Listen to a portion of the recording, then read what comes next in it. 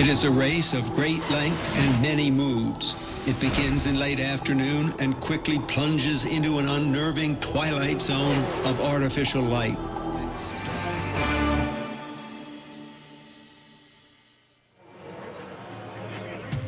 Defending IndyCar Series champion Ryan Hunter-Reay is driving for Wayne Taylor Racing, teamed with Max Angelelli and Jordan Taylor in the number 10 Velocity Worldwide Corvette DP. 2003 Champ Car champion.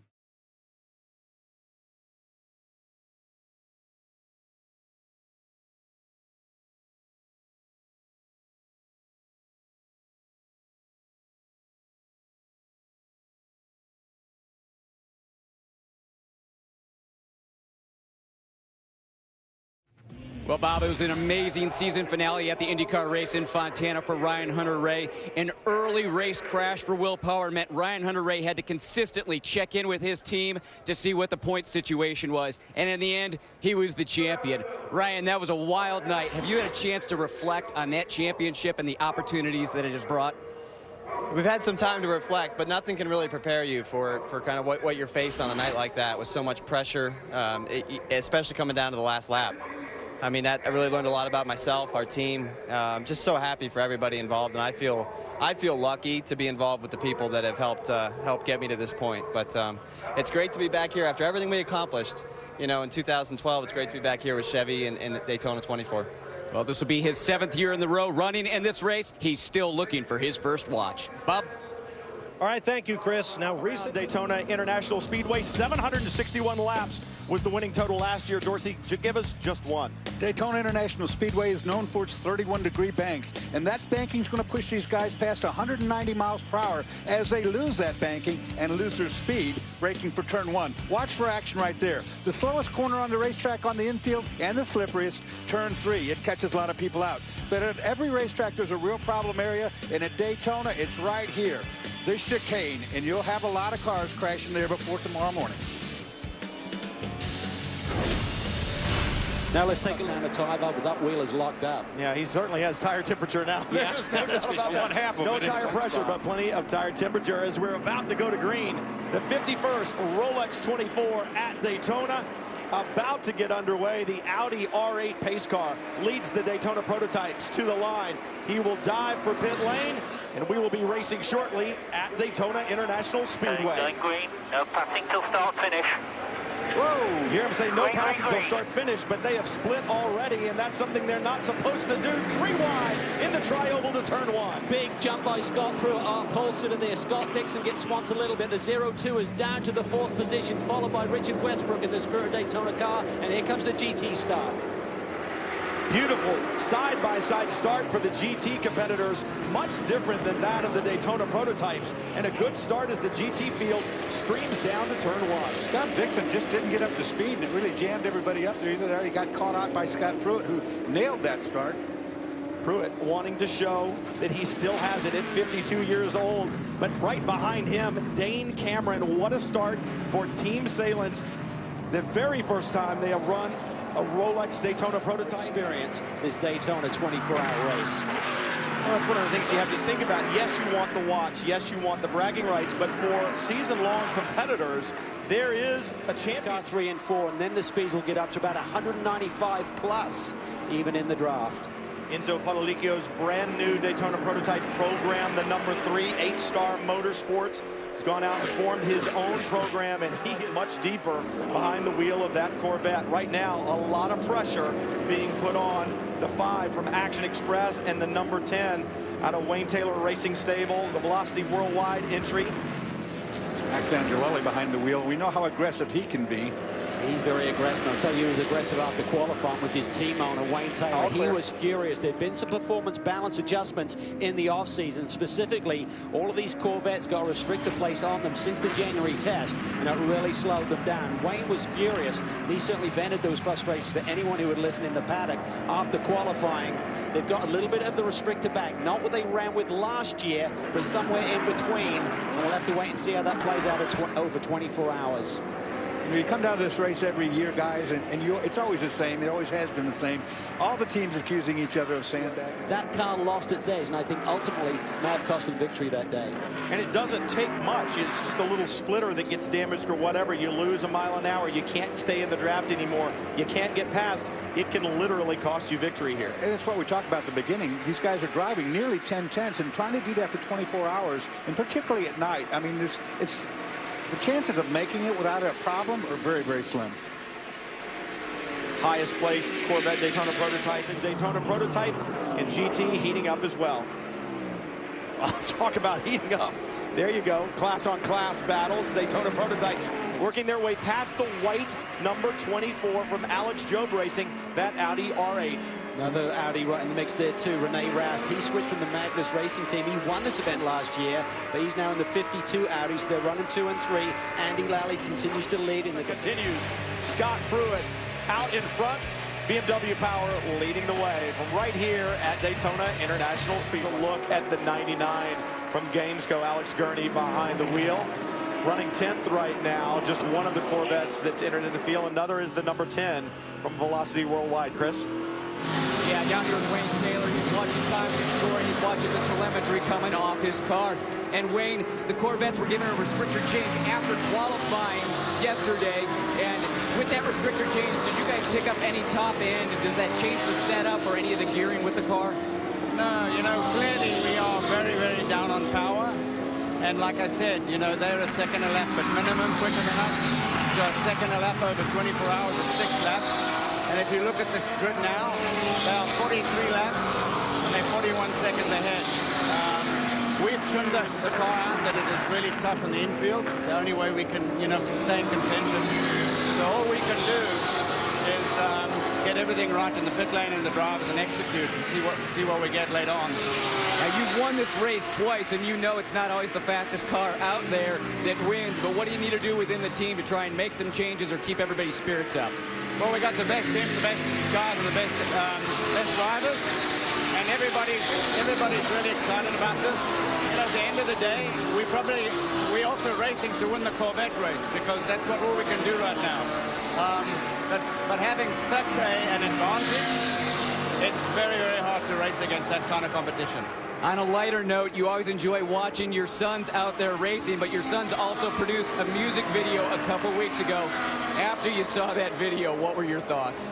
I don't know if I know them anymore. No other in sports cars in North America. So just so you know at home, everyone here is representing you very well. You saw the number 50 Highway to Hell Daytona Prototype in the hands of Ian James. That car went behind the wall for Brian Johnson, who drove this race last year, wanted to drive it this year, but couldn't because the band has signed a new album contract and their insurers wouldn't allow it. Go. Now, a big change is the implementation that now on restarts, the initial start, you're not allowed to even pull out a line before you cross the line, much like NASCAR and Grand Am has done forever. Now, on restarts, as soon as the green flag is displayed, the race is on, no matter where you're at. So the drivers were having a hard time seeing the flag because of the glare with the setting sun. Most teams, as a rule, with this type of procedure, if you're way back in the pack, the teams call the green for you. And look at this. That Taylor is really showing his nose, and this is his first laps in the car. Remember, Pruitt's up to speed. Pruitt's warm. He's been in the car since the start. But the Chevys are showing the first real speed they've shown really all year. But this is the time to make your jump, isn't it, Tommy? Because you never know how the car in front is going to feel, and it changes from stint to stint. So maybe Pruitt's car is just not feeling the same, and Angelelli is all over him. And right now, for him to get the lead on this lap would be a significant psychological thing for the team. So I made my first missed call already. So this is... Welcome aboard. Okay, now we just witnessed a restart under the new procedure. Jamie Howes with defending race champion, team owner Michael Shank. We saw on that restart Michael Shank, Chris coming in the car. What's he going to take to repeat? Luck. As you saw, the 60 car already had some bad, so hopefully that's it. We got a lap back on that run. So now we're 6 laps down. We'll keep working at it and get that Stanley 60 car back up there. Once the green flag waves, as Tommy explained, you are free to race. And you saw a good example of it right there. But going along with what you said, Tommy, if you're in a car further back up the queue, I can imagine it would be really difficult to see that flag. It is difficult, but because you can go racing, as soon as they call green near your ear, you see guys like Gidley was really spooled up, ready to go, and made a move around one of the Ganassi cars. Let's take another look from on board the number 67 Porsche 911 GT3 car. Damage. And he's still parked over there at the chicane exit. But that is actually good driving by him because he's safely out of the play of everyone else. But now we pick up 0-1. Well, well, well. The poker is over. And Max Angelelli is they're swapping. Pruitt just ran the fastest lap of the race, and Angelelli is right there with him. So I think the only place where there was more. Welcome back to Speed's coverage of the Rolex 24 at Daytona. Let's take you down through the entire field, beginning with pole sitter Scott Pruitt. Is Chip Ganassi racing with Felix Sabates BMW Riley Prototype with about a 2-second lead over Max Angelelli in a Corvette DP. Look at that lineup of drivers. Let you recognize just about every name. Our first car in the GT class runs 14th in the hands of Olivier Beretta, very experienced racer over the years. Anthony Lazzaro in a Ferrari, and then John Edwards in the only Chevrolet Camaro in the field from Stevenson Racing. Jeroen Bleekemolen in 21st place in a Porsche. One of several drivers who raced a 24-hour event in Dubai just a couple of weeks ago and won the overall, driving a Mercedes SLR, I believe. SLS, excuse me. You're my Mercedes expert, TK. As you can see, the number 60 defending champion car from Michael Shank Racing is running well back in the field, currently in the hands of A.J. Allmendinger. And the final runners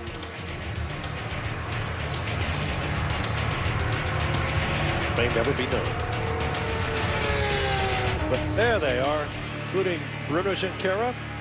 Remember that name from his days in Champ Car. Stefan Sarazan with the 3-car, a Corvette Daytona Prototype that's been a long time in the garage. And Michael Marsal has 0-0-0. Car number 1. Pruitt has gotten out after 2.5 hours in the car. Did not see who got in. We'll see that in a second. And the second place car is in as well. Max Angelelli has been in this Velocity Worldwide sponsored Wayne Taylor Racing Corvette Daytona Prototype. Let's find out what's going on with the 10 with Jamie. Max Angelelli did get out. Tom Taylor got in with a bit of a miscue. They dropped the car off of the jacks before the gunman was finished with that right front tire. So the 01 has got a substantial lead from them on pit lane.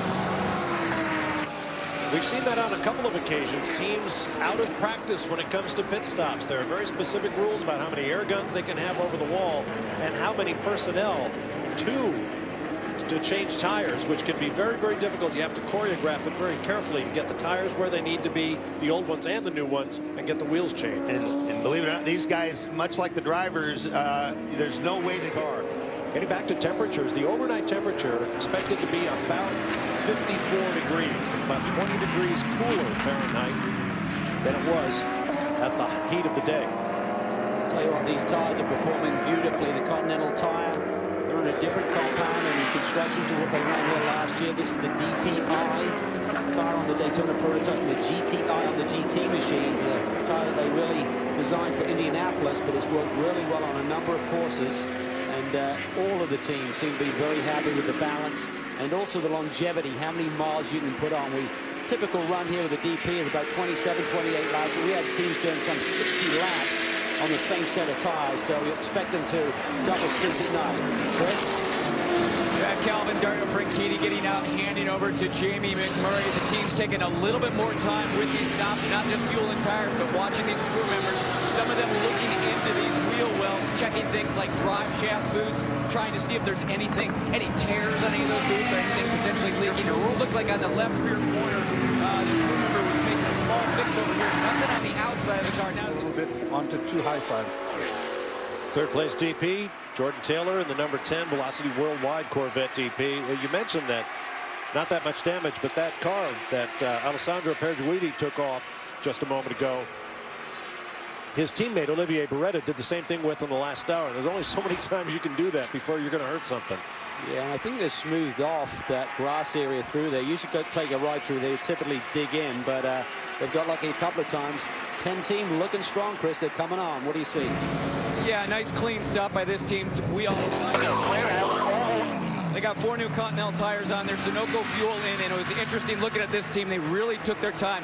Their crew members have lights on their helmet, and the crew members, especially at the back end of the car, they were looking up underneath the car in the wheel wells, taking those precious extra seconds, just trying to look for anything that potentially could go wrong. But anyway, just turned right around. Well, he's back underway. The wiser for the incident. Another break coming up. Brian Till will take over my seat when we return to the Rolex 24 at Daytona.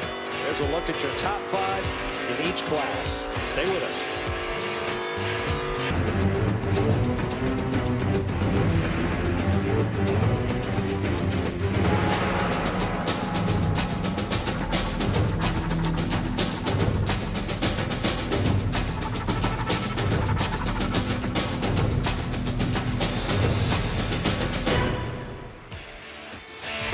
Now, if that is the beginning to glow out in the infield, here's a look at the overall standings. We've seen the 0-1 be strong from the get-go, still up top. Looking through the second 20 there. And some good finish it. We still have a long way to go and a lot of questions yet to be answered. We'll be back to Daytona. Lately, 13 hours and 18 minutes worth of darkness here in 2013 at the 51st Rolex 24 at Daytona. What an awesome full moon. I think we've seen it have an effect already on a couple of drivers out there. We've seen from the exhaust systems as you see tails away shots of Daytona prototypes. We'll be back to 2 from Ganassi Racing. Leading right now with the Rolex 24 at Daytona. This thing keeps the tire temperature for the double stint and have not even to warm those tires back up again. And Calvin, Jordan Taylor handing over to Ryan Hunter-Reay. Jordan Taylor was also a driver earlier in this race that got a speeding penalty here in pit lane drive-through he had to do after that. And this team didn't look like really any maintenance on this car at this point in time. They didn't add any oil. They didn't lube the hubs. They're just getting Ryan Hunter-Reay behind the wheel. 4 new Continental tires, a full load of Sunoco fuel, just trying to get his belt done. Real slow stop here. I'd say they pulled the fuel there, and it was good to maybe 5-7 seconds, and they were still trying to get Ryan Hunter-Reay belted in there. Ryan, you saw the same thing I did. The splitter was ground off pretty far down on that car. They've been using the curbs a little too much, I think. Well, and you've got to worry about that once again. Remember, you've got to have a car at the end. You talked about it early on, Calvin. The slightest damage can affect your race at the end of 24 hours. Still a long way to go, and Alan McNish in the 2 was leading when he came to pit road. In GT, Alessandro Pierre. Well, we just saw Jordan Taylor, a.k.a. Jordy T-Sheets, get out of the 10 car a few minutes ago. And Jordan, immediately you got on the headset. You've been talking to your engineers for about 8 minutes or so right now. What types of things are you going over with them?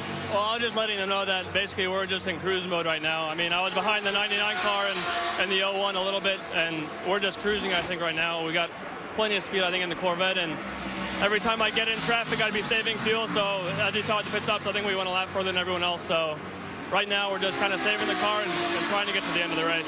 Well, you're telling me you're cruising right now, but you kept looking at your right hand, and you got some blisters forming. Yeah, well, that just comes with racing. I mean, my knee's sore, my hand's sore, but that's why we have formula medicine to look after us drivers. Okay, hey, just wanted to show you up on the screen here. I think we're going to try and, oh, now we're looking at the lead out on the racetrack. I think we've got a pass for the lead here right now, the 2 car and the 02 car. Box. Of course, if the officials saw that right there, it will be drawing a penalty. One of the Action Express cars coming in their door. So that was what Montoya nearly got into.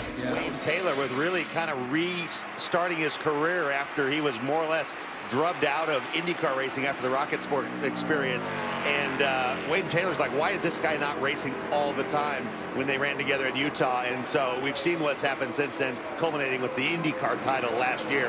And so the guy is just a real charger and really likes to go. I got to spend some time with him. We were teammates at Petit Le Mans this year, and he doesn't rest on his laurels. He just likes to get in the car and go fast. I mean, he just flicked a switch then, because you can't blame interference from GT traffic. You can't say there was a back marker. You can't say the conditions are bad, the visibility. He just flicked a switch and went. I mean, we are seeing McMurray pulling a little bit up there on the infield, but that was a very impressive start. That's how you start and stay out of trouble at the start of on a restart. You talk about his IndyCar championship. You go back to Baltimore where he was behind. He never quit. He had to win that race to stay in the hunt and take it to Fontana, and he did exactly that. There is no quit in this young man. There was an element of destiny to that. When we were sitting down to watch the finale, I said to my wife, I said, I can't believe that Penske and Power are going to let another one slip away. But he's right up on it. McMurray right there right now, but we're hearing that it may all be for naught. Remember, there was a report that he may have run over an Arrows. McMurray on the outside, not going to get it done this time. Ryan Hunter-Reay better on the brakes, but we're getting a report he did run over that Arrows. If he did, it's a stop plus 30.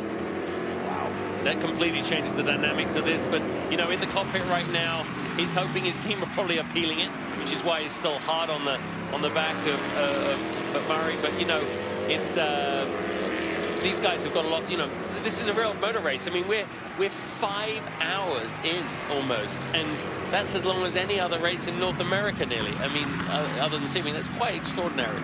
Lobbying efforts in Washington have nothing on the lobbying efforts that are going on down there on the pit box if they're trying to take care of a call that they think went against them.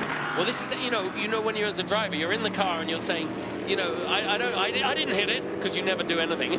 And oftentimes, if it was a hose, you wouldn't know you'd hit it necessarily. So all you can do is keep your foot to the floor. Well, it was the last set of pit stops that are in question, and it was an air hose, I believe, on the left front that McMurray is accused of running over. So let's take a look. See the crewman up front. You see the air hose. He reaches for it. He was so focused on blowing the screen clear that, you know. Oh, and then you almost lost 2 Action Express cars and 2 Ganassi cars in one fell swoop. As we were cutting away, this is a pass for the lead. Tell you what, Jamie McMurray is doing a great job, and he's getting an education in braking. Alan McNish started it. Ryan Hunter-Reay is continuing it, and Jamie's going, I think I got this now. And here comes Montoya. Yeah, Juan Pablo Montoya and Ryan Hunter-Reay about to go at it toe-to-toe, and once again, you see that 10 car beginning to slip back into the clutches of the BMW Power behind him. Remember, this pace, you've got a lot of trust in the fact some of the best drivers in the world are either side of you right now.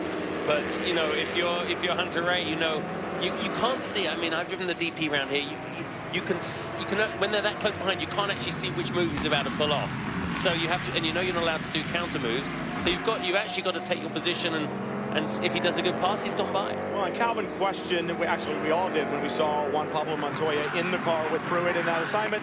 And in talking to Timmy Keene, we talked about this earlier, Timmy said Juan performs better when he knows that he could affect the championship. If he's a wild card in a second car, he lets it all hang out. I talked to Dario a little bit about that, and he said, you know, there's a sort of a different mentality. The 0-2, they're serious, but there's not that much at stake. Exactly what you're saying, and so Montoya, look at those brakes glow red. See how much, if he can make up any ground.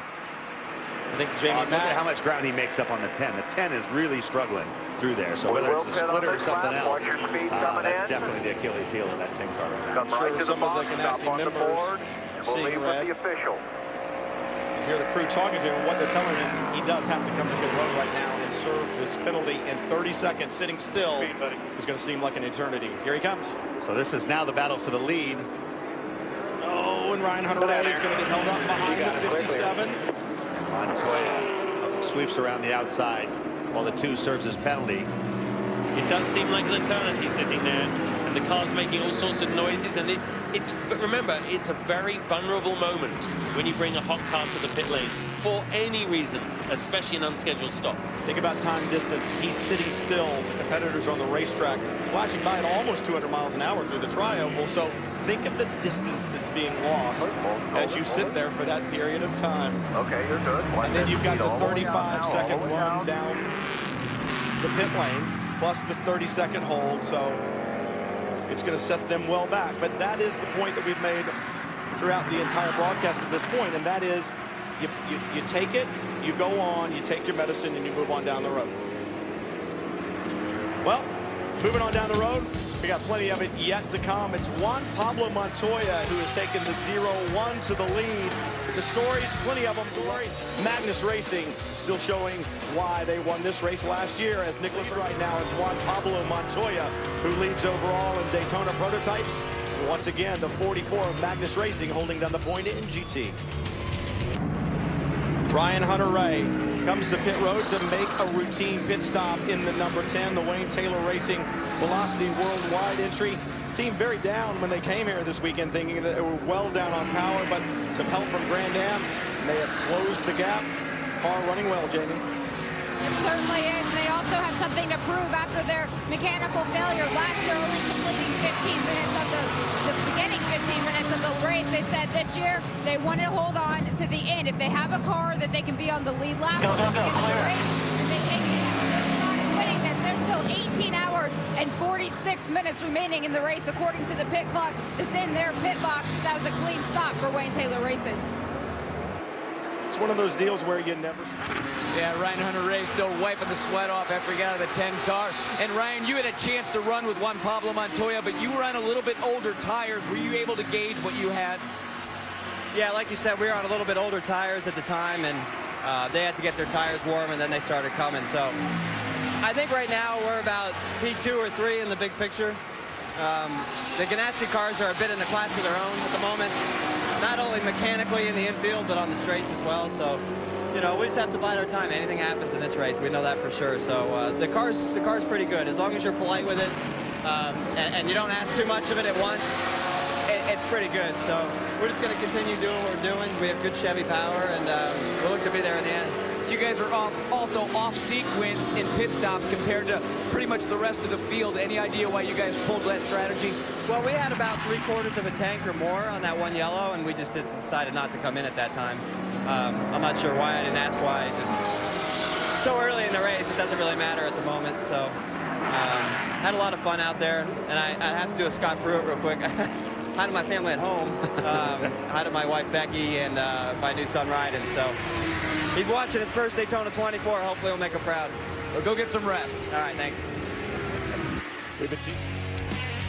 Leading all the way, Juan Pablo Montoya in the 01, followed by Max Angelelli and Mike Rockenfeller. Look at the next 10. Now Joey suffers the same consequences right here, and this costs you about 65 seconds. Calvin, you brought it up before. It's Excuse me, 35 is not stop and hold, so it's just the drive down pit lane. It's about a 35-second delta. Is the reward worth the penalty? It's not, of course. If they're trying to cheat this timing line deal where it's like an average speed within each segment, it's just not worth it to lose 35 seconds for possibly gaining a couple of tenths. So if that's the game they're playing, then I don't get it. Now let's check the restart for a collision. Wilkins. And before that, I did it was actually an ST race in Grand Am with Speed Source and RX-8 back in 2005. So it's not much experience, and it was spread over a pretty long period of time. This battle up front is heating up. Dorsey Montoya wants the lead in the biggest way. He got a run on DL, went to the outside, was trying to do one of his classic around the outside down in turn 1. DL was having none of that. And Angelelli is there as well. This could get ugly in a moment. Yeah, I think that woke up Angelelli, because when he saw that happen, he said, okay, I'm going to get up here tighter in case something happens, I can get through. I believe it was 2008 when these guys had a tremendous battle. Ryan DL in the Star Works entry, and Juan Pablo, of course, driving for Ganassi that year as well. See how they stack up here. This is like a dyno test right here on these high banks. That's exactly what I was about to say, too. I want to see who can pull the top end here.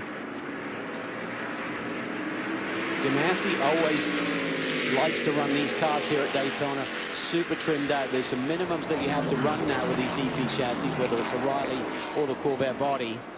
But even so, they try and minimize that. Gives you a little bit of fuel efficiency. And they know that to win this race, you've got to have straightaway speed. Yeah, Calvin, you're talking about them running trimmed out here during that caution. Juan Pablo Montoya and Tim Keen talking on the radio back and forth about his thoughts on the car, and that's exactly what he was telling Tim. He said that he was thinking tomorrow they might need to add a bit of downforce because right now in traffic he's had the cars a little bit too trimmed out. Also thought the brake package, it was a little bit too hard of brakes. He wanted something to give you a little bit more aggressive. You see Montoya right now going around the outside of DL. So already talking about potentially having to make some changes to that car to be a little bit more racy tomorrow. And as this battle going back and forth, Tim Keen on the radio reminding Juan, hey, we've got 17 hours to go. Be patient. That's the key. Juan's doing what he likes to do best, go wheel to wheel. This is exactly what Brian Till and I spoke to Timmy Keen about the other day. We said, you put Juan Pablo Montoya in the championship car. What do you think? And he said, I can handle Juan. You just got to talk to him. But when he gets there in a battle like this, I wonder if he just turns that radio down. He probably just unplugs it. Yeah. Dorsey and I have been out of the saddle for a long time, so it's easy for us to sit here and watch this, but for you, is it tough to be here watching this stuff going on? It's gutting, man. You know, it's this race is so much fun, and like I said, I had the chance to do it for the first time last year with the Speed Source crew, and especially when you do it with a good group of guys. You know, Sylvain Tremblay, Jonathan Bommarito. What's been dubbed is, if you follow either one of us on Twitter, you know that Marino Franchitti's basically my stepbrother.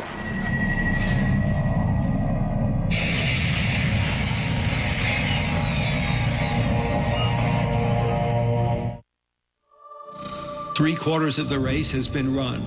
People are returning from their hotels. Their fresh shaves and clean clothes, contrasted with the weariness on Akuman's face, telling the story of the long night. But the night is over. Dawn has come and gone. And now in daylight, you can feel the looming of the finish.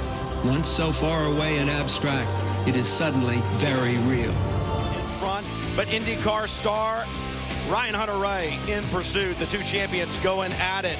On pit stops, Dario Franchitti hands over to Jamie McMurray and loses the lead. And for Ryan Hunter-Reay, a good stint out front. It was good. I had fun. That first stint we had was great. I think we led the whole thing. I just hope it comes down to the end with, I think it's going to come down to 4 or 5 cars just like it did last year. So it'll be fun. Teams preparing for the push to the finish. The 10 team taking an opportunity to change brakes in their attempt to take the checkered. And the preparation, that's what got the 0-2 car back out. That's why Ganassi is so strong. That's why Scott Pruitt leading right now. But a good run for the 10 car. Jordan Taylor doing a great job in the Chevys. Emergency if you're out of fuel or whatever at the start of a caution, but you then must pit again. If you don't, and that's, I think, how they got a lap ahead of the field, so they're taking that lap away from them. So 3 minutes is harsh, but it's really a minute and a half is the actual penalty because they're taking the 1 lap away. Corvette's not happy when they came in. They didn't feel, any of the teams feel like they had the strength in their Corvette Daytona prototypes, but right now, Corvette's running second and third. This is the battle. It's Jordan Taylor and the black number 10, followed by Joao Barbosa, a previous winner here in the number 9. And I'll tell you, I've seen some really aggressive driving from the 9 team, the Action Express boys, since the drop of the green. But the Corvette's running strong right now. I think they've had to be aggressive, Brian, because the pace of those leaders, you know, the Ganassi cars are just able to run so hard and so consistently. So these guys have to take the Action Express team, especially. We've seen them in traffic. Very bold, very brave, and really, well, that's why they're lining so well in third right now. Well, Ryan Dial with Starworks had a great season last year in multiple classes. Jamie, they're going to be able to find the checkered flag today?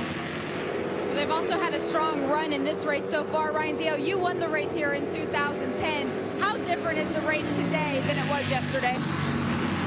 Well, 2010 is a lot like today, actually. We went into the race kind of not thinking we had the speed to win it, and we found ourselves at the front for most of the race. So, I don't know, it's funny because last year everybody said we had the dominant car, the dominant package. and we were up front the whole time. And this year we clearly don't, and we're still up front. So that just tells people how strong Star Wars are, and we're not going to give up. It's tough for us just now fighting with the Corvettes and the BMW, but we've made changes non-stop. We've had the engine cover off. We've done right-eye changes. We're doing everything we can to try and get to the end, so I think we're okay. Talking to Peter Barron, he said he's really concerned about the straight line speed, but as a team, what do you do to compensate? Well, the car feels great. I mean, reliability-wise, we came into it confident, and as our package with the Ford, we were very confident, but like we've been quite vocal saying, there was so much sandbagging going on, and we were one of the few people going flat out, and it kind of bit us in the butt a little bit, but, you know, that's racing. Last year, for sure, we had a good package, and this year we have a good package also. We just have to work a little harder. Well, the car's still strong, and you're still on the lead lap. I know you need a nap, so go get some rest. Well, while Jamie was talking to Ryan, Joao Barbosa jumps to second, gets past Jordan Taylor in the 10, and that pass looked kind of easy, but, you know, we've seen guys battle wheel to wheel, but I think these guys being smart, saying there's still over 6 hours to go here, and you know, we got to have a car that'll make it to the end. Let's not press the issue right now. It's easy when the sun comes up to think, okay, we're in the home stretch right now, and this is the time to get aggressive. It really isn't yet.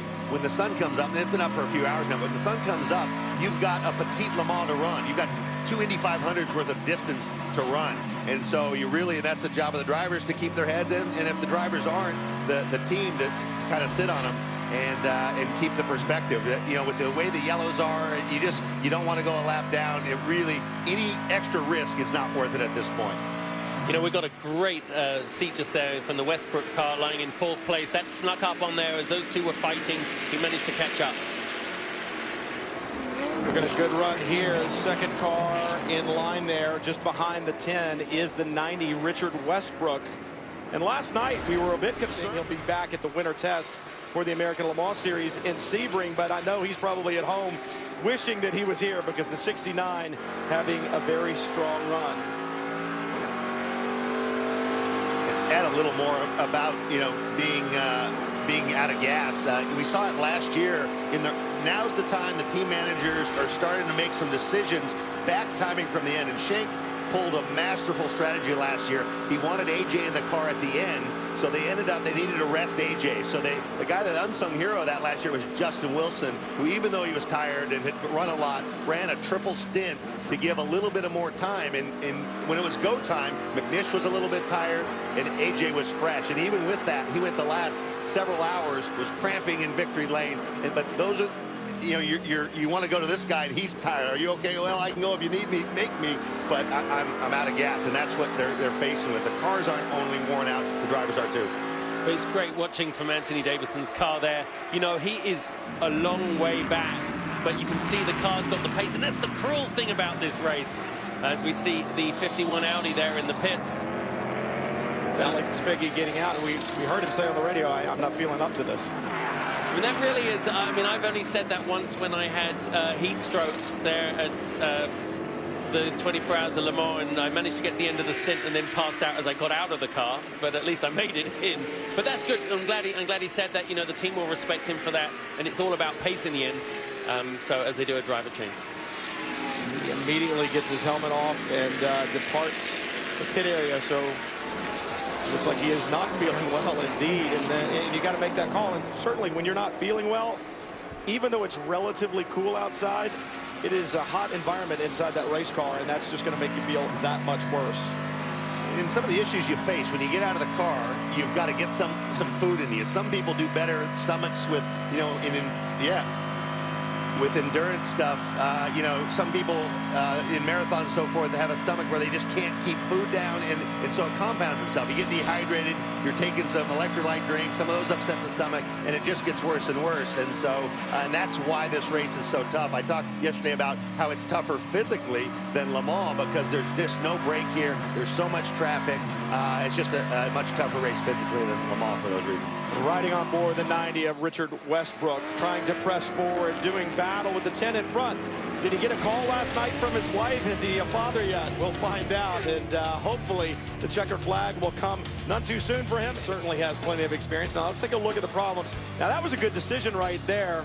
You saw Papa on pit lane in the 9, the Daytona Prototype, right now being driven by Joao Barbosa, who had taken over the lead, heads to pit road, and Jordan Taylor follows him in the 10. Right down, come around the slow. Okay, stop. Taylor to the marks in the black Daytona Prototype to the far right. You saw Barbosa in that white, red, and blue, number 9 from Action Express. It'll be interesting. This is a battle of the pit crews right now to see who can get their Daytona Prototype out first. As you see the 24 Audi with a little bit of hesitation on the way out. They'll get back out on track. It was Felipe Albuquerque in that car when they came to pit road. The rum bum entry also gone, and still the 10 sitting there. It looks like they've gotten it. Was the fuel hose not able to reach? I don't think because they had to go around the car coming in, they weren't able to get close enough to the wall. The fuel hose would not reach. But they still get him out before the 9, so the race on pit road. And they're back out, so routine pit stop cycling through, Jamie. Well, it's anything but routine down at Brumos Racing driver Andrew Davis. Head now, but is it an hour or 2 hours from now with all that sand up in there that the car will begin to overheat? Those are the things that build. The longer you're out there, the more the problem can build. Well, it's cumulative, and you wonder which cars that have shown no problems right now have something that is about to break in the drive line. Suspension, brakes, anything like that as we come in, as we're getting down to the end. They're starting to put their final sequence into play. Who do they want in the car? All the cars have changed their brakes. The 01 is routine stop. Things you don't think about, like if you double stint tires, you're leaving the pits on hot tires. More shock to the drive line because the tires don't spin when you drop the clutch. Little things like that can happen early on, and they all add up. It's all cumulative. And you say routine stop, but at this point in time, with 5 hours left to go in the race, the 01 off the marks, and a good job by the Velocity Worldwide crew. Nice pit stop there. In fact, it looks like he has a bit of the lead as they go down pit road. A nose in front. Who came out first? It'll be interesting to see how they call that. And you see the 01 pulling alongside. I think they've told him, look, the 01 was already there. You're going to have to drop in behind him. But there'll be a discussion with the officials on that. But my point was on those pit stops, the crews are already worn. They're already tired, even though they're, quote, routine pit stops. Every pit stop is an opportunity for a problem. And as we go to pit stops, it'll be interesting to see, did the 60 come in? I didn't see him, and if so, that's another lap. I guarantee you the 60 did not come in, so they are going to get waved around, and the 60 car, last year's winner, is now going to be back. Which we have 3 cars still running of the 6 that started, $25,000. But the biggest prize of all, Bob, is that Rolex watch. That's what all of these drivers want. And all yellows. Guys are trying to claw those laps back, and there's probably a lot of frustration up and down pit lane for those 90 minutes or so where we need racing to get more yellows, because every time still have. And Jordan Taylor doing a brilliant job on debut for his father's team. The Velocity Worldwide number 10 has looked strong. They've been continue to work on that car. They're worried about straight line speed, but the lap time is being improving. And right behind them, GT through everyone. I mean, the entire GT field is still really tight right behind these cars. Top 6 Daytona prototypes all on the same lap with 5 hours to go. And the top 7 GT cars, same situation. I'm still sitting here going in my mind through the list of Ferrari aces down through the years. Phil Hill, Olivier Jean-Debien, the Marquis de Portago, Clint Boyer. There you go. Calvin, you're talking about that fog. You know, another thing that does is it freshened everybody up. The crew guys slept for a little while. These drivers, they got to sit back and just ride around. You know, right now, everybody wants to race, and that's exactly what we're going to see from here to the finish is nothing but a straight-on race. You see Jordan Taylor here. Here's comparing the horsepower down that back straightaway. He's close enough where he's feeling the effect of the draft a little bit, just probably keeping him tight to Memo Rojas, but the car looks really good through there. Look at Jordan Taylor closing up on Memo a little bit. And we just got in the car, so he's got to get into a rhythm here. You know what you want to do, though, Calvin? You need to pressure Memo right now because of one reason. I mean, everybody's kind of cognizant of the fact that they can't outrun that car, so why not try to really, really put pressure on, try to force an error, if you will. I think that would be my strategy. Attaboy, Jordan, you've got Frizzell. Simon Hodgson, team manager for Wayne Taylor, on the radio there.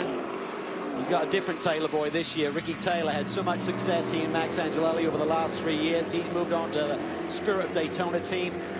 And Jordan Taylor's been drafted in. Here we see snatching down in turn 1. That's the 69. There's a couple of Ferrari. And I drove in the year that they stopped it totally. This time they put it behind the yellow, behind the pace car for quite a long time. 10 team Velocity Worldwide, Bob, have been dramatic in terms of how they've stayed in this game, and certainly the efficiency of that pit crew led by Simon Hodgson has been a major key. The pit crews have been outstanding in this event. They've made big differences. Every year, and it's so magical. You know, having driven here at Daytona 500, having driven here many 24 hours, it just gets you going. I mean, it just, ooh. There's Jordan Taylor in the 10 car. Velocity Worldwide machine from Wayne Taylor Racing. You guys have raced here. Let me ask, is it true that during the night, flying around the racetrack at full chat, you can smell the barbecue from the camping areas? With my nose, Bob, you can smell stuff back in Atlanta. You can smell it. Mine too. Yeah, you can actually. You know, it was funny because when I drove the Trans Am car all those years, you couldn't smell as much stuff in there because of all the carbon dust. When I got in Dyson's open cockpit car here, I could smell stuff. Or how many frequent flyer miles that fella has. Matt Yoakum. And those fast Audis, Bob, are in chase mode, trying to reel in that 44. And down here in the Audi pits, side by side on pit road, absolutely no team orders, two separate agendas. These guys, you know, running their own race on both cars. This should be a really exciting one to the finish. This is shaping up to be one of those epic battles. It's an epic battle right now, Matt, as the Audi is knocking on the door of the lead Porsche. The number 44 Magnus Racing, defending champions here, but again, Audi are making a huge push. They want to sell here. They really want to expand their Audi Sport customer program here. They've said Romano Liebchen done such a tremendous job. They're so far ahead of their game as far as their age. Well, they're so fast and accomplished behind the wheel, but they're just really nice young men, and I don't give Wayne any credit for that. I don't either. It's Shelley and Skip Barber. Well, let's get more on the Velocity Worldwide number 10 with Chris Neville. Bob spoke with Wayne Taylor just a few minutes ago, just checking in and seeing what kind of condition that car is in. And he said they're in great shape. The car has been working flawlessly. They've just been doing brake changes. They did 3 over the course of the race. He says they're in great shape for the finish.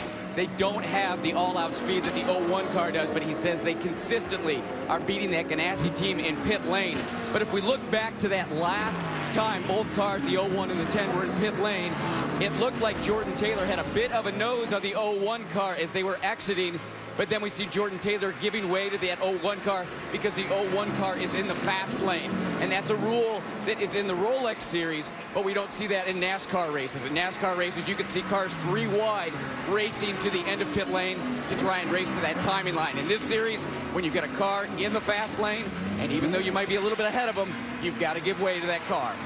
Yeah, exactly. If you can't blend up to that fast line clean, then you basically have to stay in that intermediary lane and then give way to the car that is in the fast lane. So just a 1/10 of a second would have made the difference for a change of position.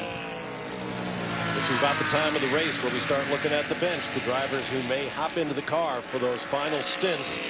They've got a pretty good lineup at number 10 with Max Angelelli and Ryan Hunter-Reay, the reigning IZOD IndyCar champion, available. There's our former leader in class in the GTs. Nice to see the Momo car got back fixed and back on the racetrack, or was about to be back on the racetrack. Brought up a good point about the time on the clock and the freshest driver. The maximum drive time you can do continuously is 3.5 hours, so it is feasible.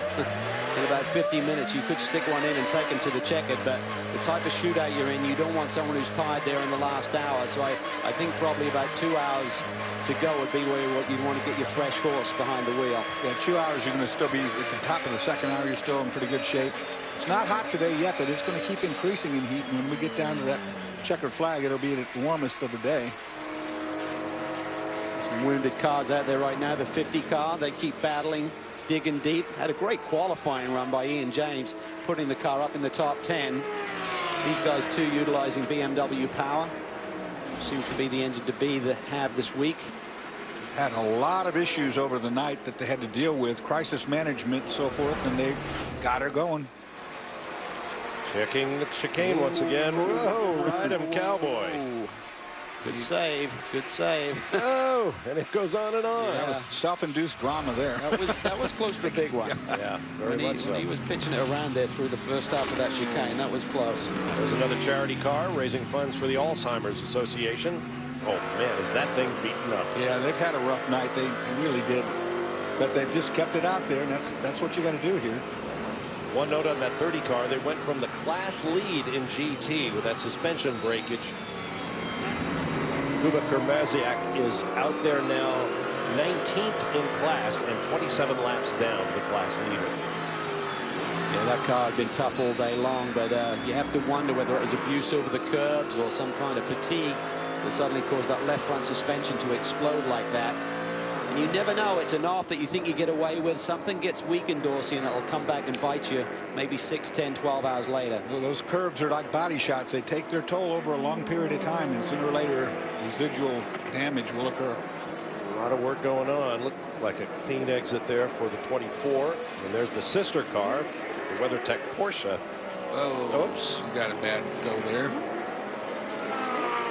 The Rum Bum crew really taking advantage of this pit stop to clean out that radiator grill. This crew is led by Joe Vardy. They've had so much success over the years in Continental Tire Sports Car Challenge Series, 5 wins last year, and I tell you, he is one of the savviest strategists up and down pit lane. I tell you what, he's going to keep these guys in the hunt here. The car's good. They've got a great driver lineup. Matt Plummer, who regularly works with here in the States, 3 of the factory guys, and they're going to be tough. And add to his resume, he's an engine builder. He's an ex-race car driver, a quite good one. Yep. He is full complement. I called some of Joe's races back in the day in the old IMSA Camel GT series. I think he's the only guy in the paddock last year who was actually shorter than Lee Diffie there. So.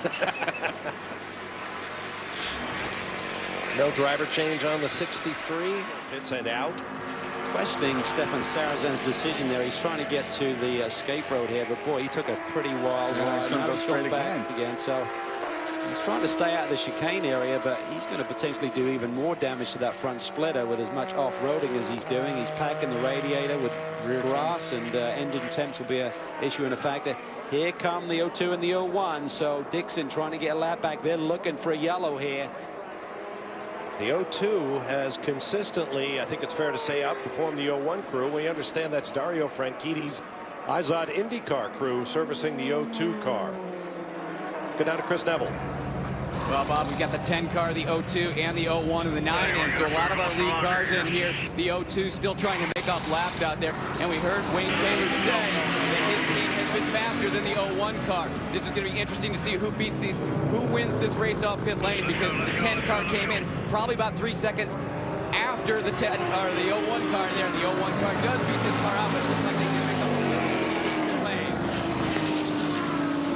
Yeah, pretty even Steven on that one. Now they back up the Camaro to make room. You've got to work together. This is the problem. See, when we go under caution, they pit the classes separately so you don't run into this issue. And typically up and down pit lane, you've got alternate DPs versus GT. So under green flag stops, this is the type of problem you can have. But you've got to work together. You've got to realize that you're both coming in at the same time. Well, he's made it back with the 3, but Sarazen will lose a lap because he went straight. But that's not a bad penalty to pay when he's got no right front wheel tire, and that we have to assume was a pit problem because he had just been in the pits. I don't think they put that lug nut on there, or that monolug. Maybe he just figured he couldn't make the hard left turn to get through the chicane, so decided he needed to try and angle it off. But you know, that's not a bad penalty when you think about it. If you go straight in a wounded car like that, and you don't go through the back chicane, you shortcut the track, just do the oval, you get back quicker, it's only a 1-lap penalty. 90 back on track. What can you tell us, Chris? Well, Ricky Taylor getting the 90 car back out on the racetrack. It was a little bit of a long stop down here. We heard Ollie Gavin say earlier that that car was a bit of a handful in the warmer weather, so they added a taller wicker on the wing of that car, trying to get a little bit more downforce on the back end of that car. So probably about a 5 to maybe 10-second longer stop. Getting back to the problem suffered by Bert Frizzell in the number 9 Action Express Corvette prototype. The Camaro was backed up, the Stevenson car. I'm not sure how, but in the time I've been on the mic up here above start finish, that's twice now that they pitted too far from the wall to reach it with the fuel hose, which is why they had to back it up, and they got in the way of the 9. Well, I think the 57 had to come in around the 9, so he couldn't get tucked in, and then the crew had to push him back in a position to get their fuel hose hooked up, and then you saw the consequences. Yep. I'm not saying it was deliberate, but well, to Chris Neville for the 2. Yeah, Sebastian Bourdais staying behind the wheel in this car. 4 Continental tires, Sunoco fuel going in, gave him a fresh water bottle. He's been behind the wheel for quite a few hours this morning, and of the cars on the lead lap, this one definitely. It's been beaten and battered a little bit more. There's a lot of bodywork on that car that's got donuts on it and rubber all over it, and a couple spots that are pushed in, so those guys have been fighting hard. Watch your pit lane speed. Now here's a replay. Yeah, Calvin, I think you're right. Both teams hurt each other. I mean, the 57 went around the 9, couldn't get tucked in. They had to push him back. That's blocked the 9. They didn't help one another. Let's put it that way. Might be a few words spoken across the pit boxes at that point. Fortunes of war. Meanwhile, work continues on the number 3. Remember, these guys are a ton of laps down, having had that drama early in the race, having to explode the gearbox apart and make that fix. So they're on a different agenda. About 48 laps down by my rough estimation. As you watch Memo Rojas at work, let's hear from Matt Yoakum in the pit. And catching up with Lunacy driver Ryan Eversley. Good, solid third-place run by you guys right now. Yeah, right now we're running third. We were running second all night. The car hasn't missed a beat except for one problem. We broke an axle around 2 in the morning, and that took about 15 laps to fix. We've made up a ton of laps. We made up like 6 or 7 laps, but unfortunately, you know, it's one of those things. Now we're waiting for the other cars to have a problem because everyone's running really well, but we're really excited to be third still. You know, you're big on Twitter, and so many fans ask you questions and ask other drivers and even me what this racetrack is like throughout the 24 hours. And so many guys say it almost looks like a bomb went off when the sun comes up over so much debris all over this racetrack. Yeah, that's exactly right. You know, we actually have pants, or shorts as long pants, should I say. And it's cooler at night when there is no sunshine. Oh, well. It's going to be an interesting season here on the Grand Am Rolex Trail. We'll take another break and return. Put another car in the garage.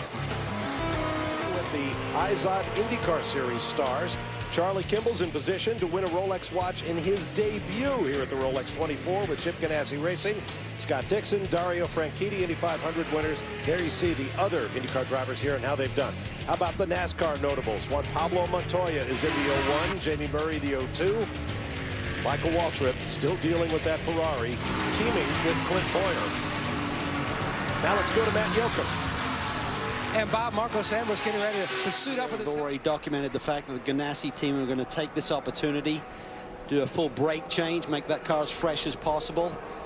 3:35 left in the race, so just outside the window where someone could take it to the finish. 3 hours, 30 minutes consecutive is the maximum you can do, so you'd be afoul of that rule. The car a little bit better. As I said before, it's almost like a 24-hour test session, tuning on the car, trying to get it right for this final sprint. They come off NASCAR 4. See how many of the DPs hit the pit lane and who tries to make up a lap. So much history at stake for the Ganassi team. Scott Pruitt, who will get in the car, going for his 5th overall victory in this race to tie the record held by this year's Grand Marshal, Hurley Haywood. To Chris Neville. And Scott Pruitt coming down off the wall. A little bit of a limp. He's only going to do one stint here because his ankle that he injured about 25 years ago really broke just about every bone in that ankle. Is giving him some trouble over the course of this weekend. So Tim Keen saying Scott going to go in for one stint now. Then they're going to finish up with Juan Pablo for the final hours of this race. You can see this team doing their 4th and final brake change on this car. Last year they did 3. This year they're doing 4. Tim Keen saying, hey guys, this I promise is we'll do on this car, but it's going to be fresh. Matty? And Ryan Hunter-Reay already in and serviced, and he is away. He's going to run for about another maybe hour to hour and a half. Meanwhile, the Michael Shank number 60 team, finally they're able to pit. 8 years, Andrew Marriott. Yeah, I'm with Wayne Taylor. Wayne, you think there's some gamesmanship, or should we call it Ganassi-manship going on? Tell us your story. Well, I mean, don't you think it's a little strange that all of a sudden the 2 cars stopped on the track, and they 01 came in to change brakes under yellow? There's something not quite right there, but you know what? All I have to say is this. I want to thank Team Chevy, Velocity, Toshiba, all our partners. This team, we have beaten Ganassi on every single pit stop.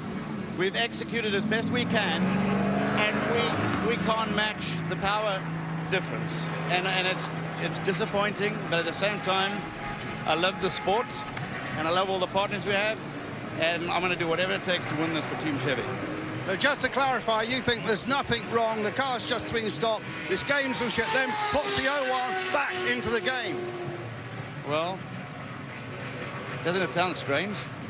I shall go and talk to Chip. Jamie. I'll tell you something that's strange, Andrew. We are in the closing stages of this race, and the number coming into this event, we should point out that Ryan Hunter-Reay is up front, but when you have two cars in a race, sometimes you can use strategy, but it seems right now that if the 02 was able to continue, Chip would certainly have it out there.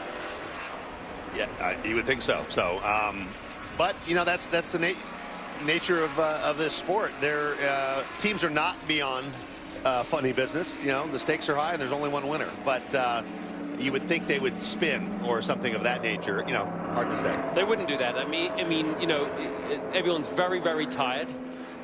You certainly start seeing fairies at the end of the garden when you've been up for 20-odd hours in the race.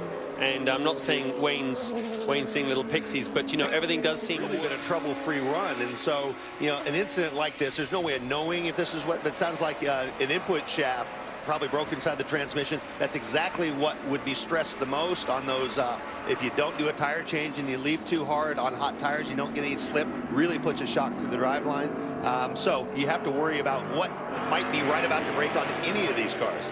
The Audi R8 safety car dives to the pits, and the number 10, Ryan Hunter-Reay, leads the field of green. The perfect start for him. He, you know, nice clean air as he goes by. You see the 01, Scott Pruitt now behind the wheel, 4 cars back in the line. Right behind the 60, Marcus Ambrose behind the wheel of the 60, and Pruitt bobbles just a little bit in the 90. The two-tone blue Chevy Corvette driven by Antonio Garcia, really taking the fight to Pruitt. He's not going to give it up easily. That seems to be about their only weakness. Pruitt referenced it, that he says it takes a little bit for the car to get going on cold tires. But once it settles in, they've got clearly the superior speed to everybody else. It's interesting to see. So now we pretty much have an idea what it's going to come down to. They're going to try to get Allmendinger in the 60. They're going to put JPM Montoya into the 01. Looks like you're going to have Maxi Axe in the Wayne Taylor Velocity Worldwide car, and so it's starting to take shape. All the finishes, all the hard closes that we've seen over the years are being lined up, which is great for everyone watching. Top 6 cars all on this same lap.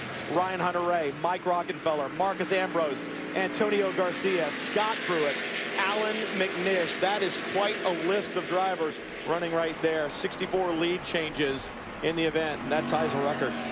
These are the guys leading up to the anchor leg, and you've got the names. Yeah, Hunter-Reay, McNish, Pruitt. Just shows how stacked, and the same thing it holds true in the GT class as well. Mike Rockenfeller second right now in the number 9 Action Express Corvette, a winner at Le Mans, a winner at Sebring. I'm going to have to say, everyone's talked about the engine power during this race. Various team owners and drivers, they look pretty equal. BMW, Chevy, as they come past on the front straight here at this stage of the race. Everyone's tuned their cars. We've been seeing that through the night and early morning. Everyone's been tuning their cars. Very unusual, I think, for Daytona to see that level of in-race, you know, tuning. Yeah, and we see one of the contenders in GT heading down pit road, the 24 WeatherTech Audi. But the straightaway speed could well be the deciding factor. Track position, of course, important, but that superior top end that the BMW Riley that Chip Ganassi has and everybody else has been working on. All the other cars we've talked to have talked about how they're trying to optimize their straightaway. Eduardo Mortera in the 24, the R8 from WeatherTech serving a penalty, and perhaps this is some type of infraction once again on the wave-by procedure, because this looks like a pretty over and over again. The car needs to be near perfect in order to win this thing, and he is being pursued heavily right now by Mark Wilkins in the 69 AIM FXDD Ferrari. know, we're going to see these guys navigate their way around that car. And Pruitt taking advantage of traffic. Just gained a position there from the 60.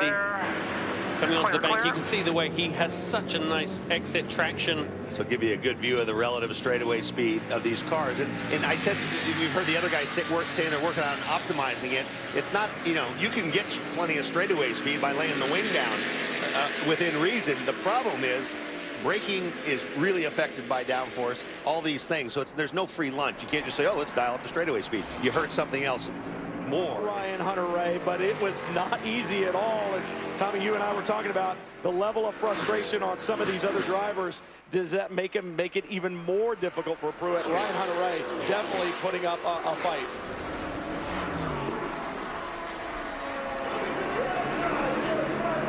He heads around the outside here. You think he's got it, but of course Ryan has got the inside line, and he goes, you know what? I'm going to use all the road that's rightfully mine. Well, he drove it in way deep and almost couldn't get it stopped. And Pruitt had enough awareness to give him some room, so they didn't get together. But he's, you know, we said it before last night. I mean, Hunter-Reay is a fierce competitor, and so they're trying to win this. Whether, I mean, I don't believe in the conspiracy that they parked the 02 so they could put brakes on the 01.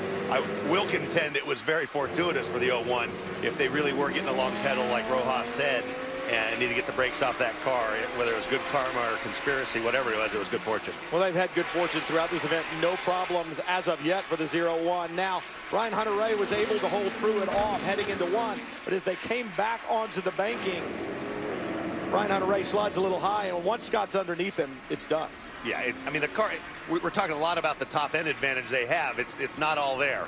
It's, I mean, that was just the car is working really well, and he was able to hold it tight, get the power down better, and he was up next to RHR. Not a chance. He just was dropped like a stone. And this time at the line, 1.6 seconds, so Pruitt able to pull out another 0.8 of a second in just a single lap over Ryan Hunter-Reay. And now Ryan Hunter-Reay has to be thinking about Mike Rockenfeller behind him, because Rockenfeller in the Corvette from Action Express beginning to close down. Rockenfeller's won this race before. We talk about the talent that he has. He's won at Le Mans. He's won at Sebring. He's won here. Yeah, and he's got the bit between his teeth, hasn't he? I mean, this car hasn't had a trouble-free run at all, but it's very strong right now. And again, we don't really know where they are on their tire rotation. Lead over Ryan Hunter-Reay, Mike Rockenfeller, Marcus Ambrose, Antonio Garcia. That's the top 5 in Daytona prototypes. And Rockenfeller really hounding Ryan Hunter-Reay. But we talk about what a great season he had in 2012, winning the IndyCar Championship. While Rockenfeller may be close, I think RHR is pretty good with handling the pressure. Yeah, he's certainly not going to fold under the pressure. I think he revels in it. You know, you heard in the clip after when we came back on the air this morning that he says, I think it's going to be a shootout amongst 5 guys, and it's going to be fun. His car does look a little bit more nervous through the left-hander there, the fast left kink. Looks like his car's moving a little bit more than Rocky's car.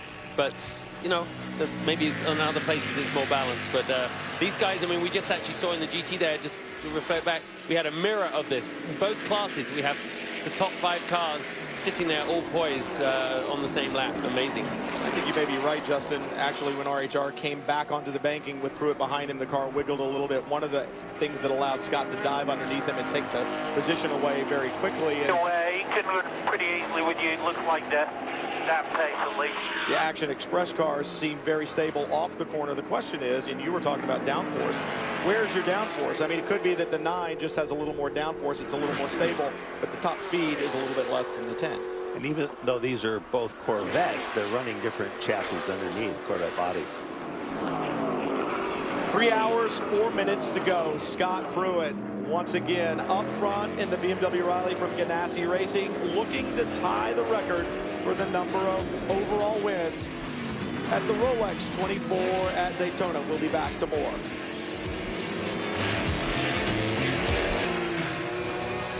Trucks are always awesome anywhere you go, but here at Daytona, it's definitely something to see. And second third, fourth Daytona prototypes. They're right there. Ryan Hunter-Reay still holding down that point. And the last car in the serial there, Marcus Ambrose in the 60 from Mike Shank Racing. Remember, twice in this event, they've come from 7-lap deficits, and they're back on the lead lap. That is your defending race champion from 2012. And look at Ambrose. You know, everyone knows him now as a NASCAR guy, but 2-time V8 Supercar champ, and virtually untouchable when things are going right on the road races in the Cup side. But this shows you the guy they're using as the spacer to get from Wilson to Allmendinger. Clearly, Oz is not fully recovered from his training accident, and so to have a guy like Ambrose step in and have the confidence in him, he's clearly a gamer. Where Shank said, "All right," and look at him. Starting to close it up on these guys in front of him. Rocky is setting up Ryan right now as he comes onto the NASCAR 3 and 4. He will get him in the next lap or two, but right now, look, he's getting towed up behind him.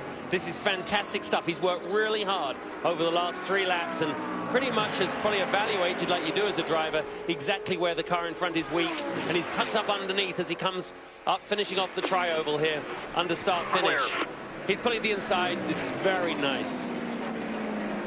Couldn't quite pull it off. I mean, Ryan dove in there under the brakes so hard, Tommy, that I think he made it impossible for him. I asked Ryan, you know, this is his first time driving this Dallara chassis, and I said, what does it do well, and so forth. He says it actually is really good on the brakes. That was at the Roar, and so he's taking max advantage of that. It's an interesting point. We see the Corvettes out there, just like this one, the Velocity Worldwide entry from Wayne Taylor Racing, and the Corvette behind it.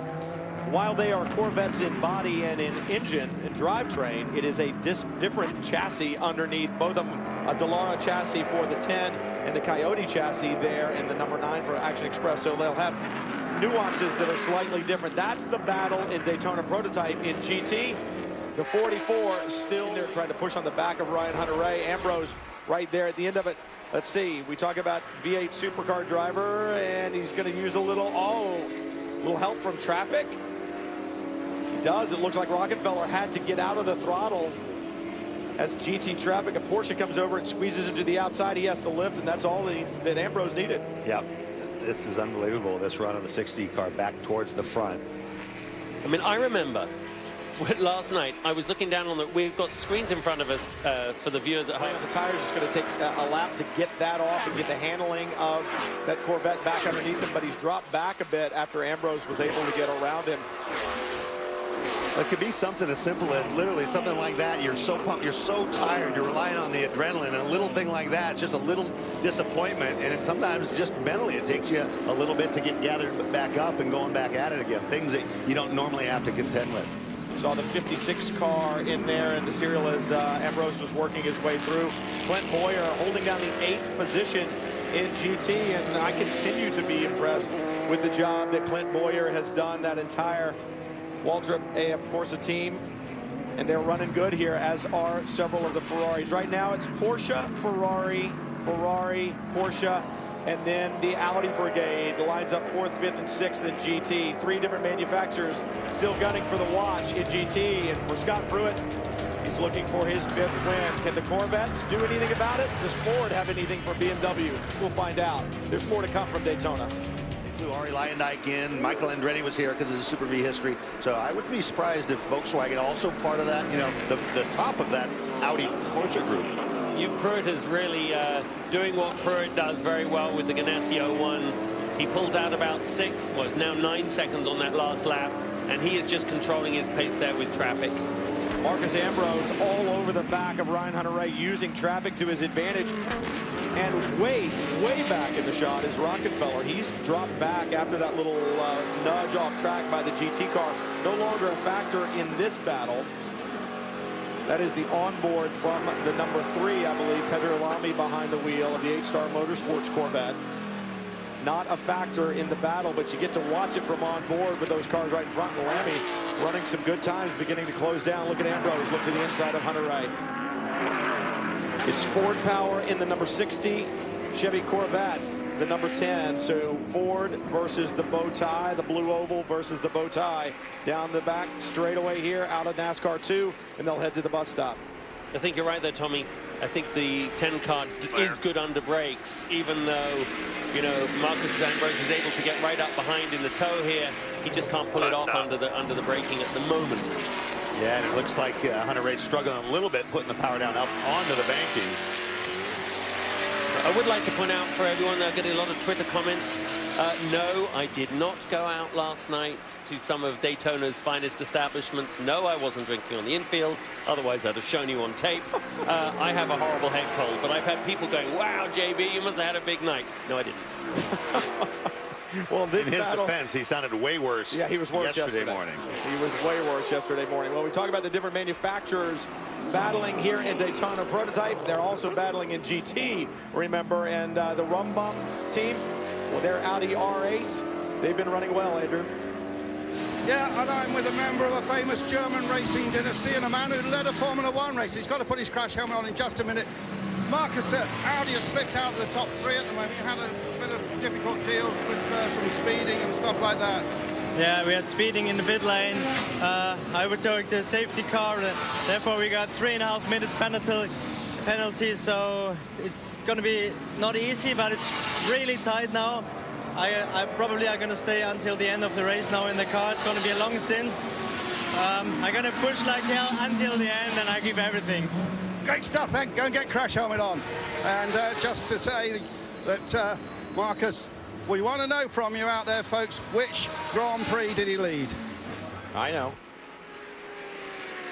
But I won't tell, because I don't want to ruin Andrew's little quiz, but I can tell you that they are working diligently to get that 13 back up at the front. Matt Plum behind the wheel of it right now. And he comes, Winkelhock comes from a pretty serious racing family. He sure does. And, I mean, we joke about all the German being spoken around the Audi thing with all the technicians and engineers and so forth. But just on pit road routine stop, Jamie? It certainly was. It did take a little longer than normal on that driver change. Mark Wilkins got out. Anthony Lazzaro got in, but they were still trying to get Anthony strapped in once the fuel and the tires were complete. But other than that, the car looked good. Well, you know, this event always takes its toll. We saw Nick Tandy there way back on the leaderboard, actually out early. He had qualified on pole. The 30 Momo NGT Porsche had run so well. We saw the problem they had with that left front suspension failure in the tri-oval. Battle scars on the 24 too. That's a piece that's been missing the entire time, and yet that Audi R8 continuing to run strong, being shown 7th right now as we cycle through pit stops. So it's getting to be that time. I mean, you think about it, guys, we've run over 21 hours, and it's one of those deals that this race, this event, this pace beginning to take its toll on the cars and the men that work the steering wheel and the pedals. The Thanks very much. And Scuderia, of course, that means, of course, Team Racing. Oh, that's a great name. Jamie. The overall leader, the 01 from Ganassi Racing on pit road. The team just doing fuel and tires. Scott Pruitt is going to stay in. They're taking a little bit of extra time to make sure they get all of the grass, everything blown out of that car. The number 10, also an 01 stop is complete. It looks like he will resume the lead from pit lane. 90 on pit road as well, just in front of the 10, the multicolored blue Corvette Daytona Prototype.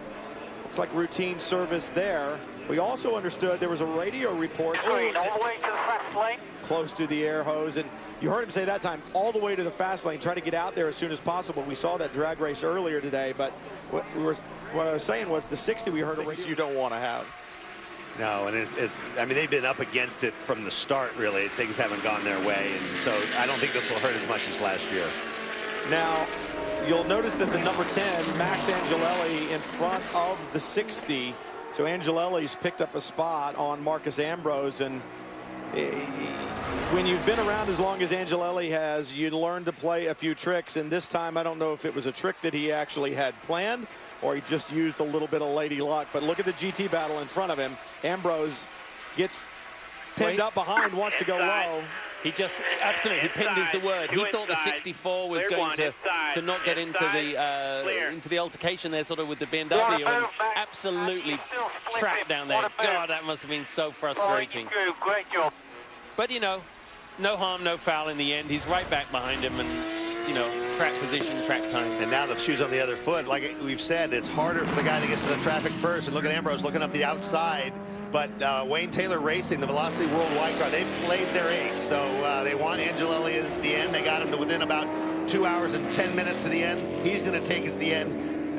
Allmendinger is going to be a little bit fresher than Max is, because we're going to have to wait and see how far Ambrose goes here, and when the leaders start playing their final, firing their final bullet. Well, remember the other 2 bullets in the gun on the number 10 for Wayne Taylor would either be Ryan Hunter-Reay, who just got out of the car, so you're not going to put him back in, or Jordan Taylor, who is brand new in that car for this year. And look at Ambrose coming back on Angelelli. And perhaps they just feel like they don't want Jordan Taylor to be in that car at the end, but he was spectacular in the early going, and Ambrose now taking the fight back to Max Angelelli. It's Ford versus Chevrolet. Battle of the brakes coming up here. And he's got it on the inside. Very sweet. That's just good driving. They know they can do that lap after lap. Exactly where we saw the weakness in the 10 car before, up onto the bank. When Hunter-Reay was in the car, that's where he seemed to be struggling. Good under the brakes, but Ambrose, got past, not through speed. Now he's come right back at it. So Angelelli now closing on the back of Ambrose. We said he's good under the brakes, good at corner entry. It's power off where the 10 car seems to have the biggest problem. Talk about equality. Straight line speed between these 2 entrants, at least at this point in the race, is very good. Side by side into one. Ambrose holds the position. Angelelli continuing to attack. The long way round there in an equal car is not a fair fight, so he discretion the better part of valor there. They're just catching up on the back of one of the GT cars, so that will obviously create a gap, especially as you're coming up to the flat left-hand kink here. This is the place where the car, you see, he just gets pinned behind him, so you lose suddenly a second and a half. If you wonder at home why the GT cars don't get out of the way, they can't just disappear. They're driving the best race that they can. When we come back to Daytona, Bob Barsha, Calvin Fish, Dorsey Schrader will join you in the booth. We're going to take a quick break. We'll be back. Make sure you stay with us. Are downstairs, and we understand that there could be a problem on the 10 car. We're at the point of the race. Well, basically 2-4 laps before we submit. 24 hours ago, all the strategists might look at the clock once every 30 minutes or so, but now they'll be watching it every single minute. They'll be watching the timing and scoring screens for the gaps between the race cars on track. And there is still an awful lot of work to be done on these cars. Something may be amiss with this 10 machine. Simon Hodgson just said 2 more laps, which will make it a 27-lap stint for Angelelli. They certainly don't want to do an unscheduled stop. If there is an issue, try and hit that fuel window if you can. But no indication yet. The car seems to be on song. Was in a great battle there with Marcus. Have to wait and see. It's been a record 68 lead changes in this 2013 edition of the Rolex 24. 14 full course cautions. That is not a record.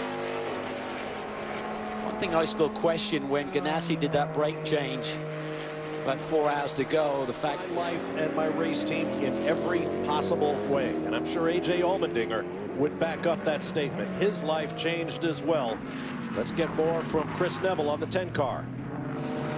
Well, Bob, just checked in with Wayne Taylor, and he said the problem with the car is with the electronics in the gearbox, and when they're hitting bumps, they're having a hard time shifting that car. Now, he said there is the possibility that during a pit stop that they can cut a wire, and that would allow that to shift properly when going over the bumps. But he said it's not that big of a deal, and it's not slowing them down that much. So he's thinking at this point in time that they won't do that they will not cut that wire, that they will just drive the car the way it is until the finish. What you don't want to happen right now is for the transmission to start missing shifts, because the gears are weak. They've got a lot of wear on them. They've got a lot of miles on them right now. And if they start kicking it back and forth between gears, you can knock the teeth off of one of those. And once that happens, all that debris gets in the gearbox, and it's a death spiral. So if it's not shifting properly, I think I would do anything possible with this much time left to get it to shift right. Maybe coinciding if they're high up in the RPM range when they hit that bump. With the gear sensor, is it consistent? Is it okay? Can you deal with it? Looks like. Okay then, we're going to leave this for now. I think Max is one of those drivers. If it happens, heads up for reserve. heads up if he needs to hit the reserve switch on the fuel pumps. But Max is one of those guys, if he has a single issue, was it the hit that caused the problem? Ultimately, he had drive lane issues. We had the exhaust drag in the ground last night. That's now gone to the head exhaust as we see the leader hit pit lane. Well, watch that. That exhaust system being broke with steel power, no question about it. And you see Scotty limping over there. To Chris Neville. Yeah, boy, you saw Scott Pruitt get out of the 01 car there with a serious limp, and I talked to Tim Keene about that right before Scott got in the car for this stint. He said it's his ankle injury from about 25 years ago that's really been acting up, so they were going to keep him in the car for, he told me at that point in time, 1 stint. Scott just did 2.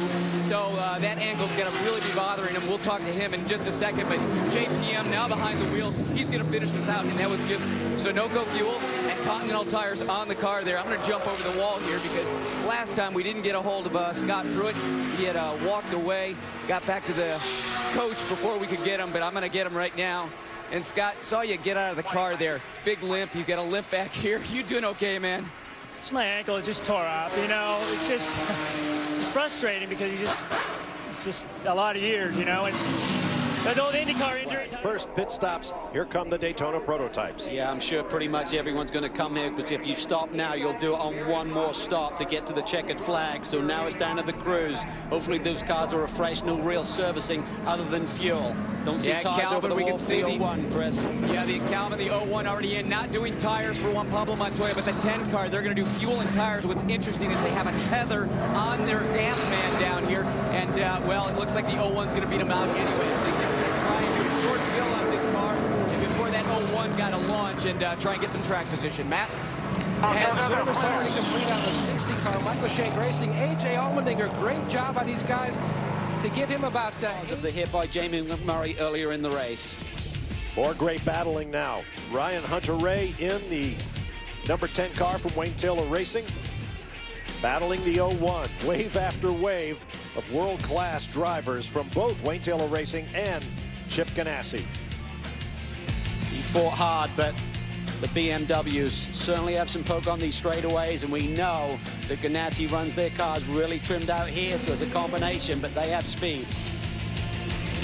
Look at this, Marcus Ambrose. He's having a lot of fun. Picking up a position.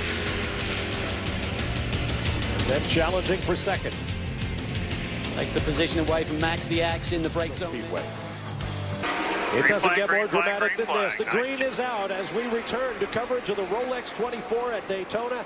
A.J. Allmendinger with Juan Pablo Montoya, Joao Barbosa, and Max Angelelli on his bumper.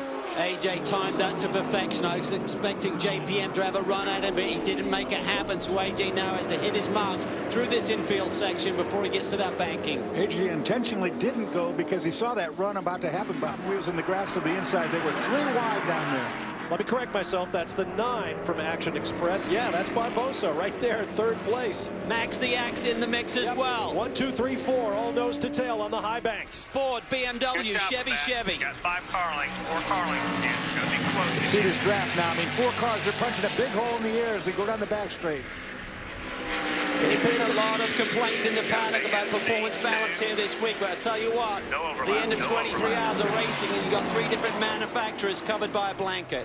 Montoya showed Allmendinger the nose to the outside. Allmendinger drifted to the right to take the piece of track that Montoya needed to break into the corner. That's 3 car lengths. Great thrust and parry between 2 pros. Here comes that BMW power again. There's not much you can do. AJ's going to drive it in down in 1. Guarantee he's done it every lap. He's got it. He's a little bit further ahead. He's going to try and clear him and tuck it down. Yep.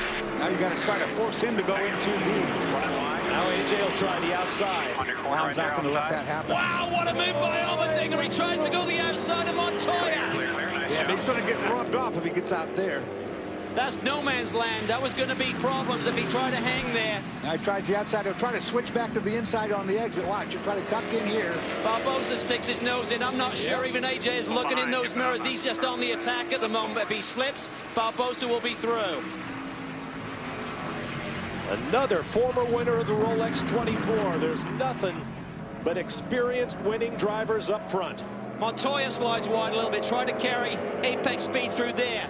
The car is not totally hooked up, or Montoya's just driving it over the edge a little bit. He's slipping and sliding. Max the Axe wants some of this action. These guys, second, third, and fourth, really need to work together now. They need to get in a tight draft and try to run down that BMW power. If they don't, Juan Pablo's going to be out of here in a minute. Perhaps that's why Montoya was driving it so hard on the infield. He didn't want to rely on top speed on the straights. He wanted to gap the others as best he could on the infield so he could widen that gap on the straights and give himself a little breathing room. Last lap, Tom Montoya was 600ths faster than normal. I think there's going to be a lot more than that on this lap as he starts to put some gap between he and his competitors. What a fight by Allmendinger, though. That was awesome. Yeah, it was. It's really tough when the guy's out driving you on the straightaway. There's not a great deal you can do at Daytona. This is the only racetrack we run at like this, so it might not be so pronounced, but at this racetrack, it's all about horsepower. Montoya's seen it happen to him. Remember back in 2009, David Donahue did a similar move on him right through this trioval to take the lead with just 40 minutes to go. Now we've got traffic ahead of the leaders. And that's the key. You got to keep the pressure on. You've got to be close enough where if Montoya has a bobble in traffic, you are close enough to pounce. Able to clear the GT car. Here comes Max the Axe down the inside. Going to go wide. He's going to be switchback. Leaves it really late. Chevy side by side trading paint. Barbosa said, no way, man. Great stuff. He had too much speed to stay down to the inside. He knew it. The switchback was perfectly executed. We talked about it yesterday. This would be a shootout in the final couple of hours. We expected more players in the game. We've got it. We've got 4. Credit Barbosa with keeping his cool when Max the Axe came down the inside. I don't know if there was contact, but Barbosa just hit the brakes, turned under him, gassed it, and got back by. He immediately knew what he had to do. He knew he was going to come in there that deep that he was going to wash out wide. The only option, outbrake him, go to the inside, and try to get the power down first. Barbosa had 2 wins last year that were all him. This team loves him. They believe in him. He's the only man, the only driver on this team that kept his job this year. They feel he is the real deal, and he has shown it again today. Boy, AJ had a great exit right there. Just flung it through there. Got a good shot off. Runs the bottom hill. Bottom of the line is the slowest. We're hearing about a full-course caution because of debris. It wouldn't surprise me at this point in the race to have debris. Oh, my God. Look at them. Yeah, straight. Somebody blew a tire. Pack up. Yeah, somebody exploded a tire all over the place there. I think it's off the number 45 Magnus Racing Porsche. Okay, now there's going to be some strategy come into play. You can only go about 45 minutes on fuel. You can see it there. An hour plus on the clock. There you see the damage, the right rear corner on that Porsche. Shattered tire at the right rear. Did what flat tires usually do. Tore up the car. Tell you what, if I'm the 10 team, 4th in line on the lead lap, I'd be taking fuel. Tougher decision for the leaders. Man, you can't script this. Now you got to wonder if you ran through all those steel belts that are laying all over out there. Did it cut your tire down? Right. I mean, that's the other thing. Other than the fuel, that was a debris field that you couldn't help but go through. Timmy Keene won this race back in 2011 with a very similar situation. He pitted Scott Pruitt from 3rd position. Mike Hull kept the 0-2 out there. They didn't want the 10 car back on the lead lap, and that meant that Pruitt's last pit stop was a lot shorter. Maybe one of their competitors now will play the same game on them. And they don't have that 0-2 car to help them. To Chris Neville. I just checked in with Wayne Taylor, wondering if Max Angelelli had flat spotted the tires when he dove into that infield horseshoe, and Wayne shook his head, said no problem with the tires. So we remember back to the last pit stop, the 10 car was the only car in that lead group that took tires. So on this stop, I'm expecting just fuel in this car. Going to be very interesting to see what everybody else does. Matt? Chris, when AJ was finally passed by Juan Pablo, AJ keyed the mic and he told the team, I'm sorry, I gave it the best we could. And Mike Shank quickly jumped in. No, sir, you're doing a great job. Shake it off. Don't worry about it. We still have an hour left. Remember, your exits are better than everybody. Just concentrate on those and we should be okay. Someone's got to roll the dice here. So much harder for the dominant car to make the right call.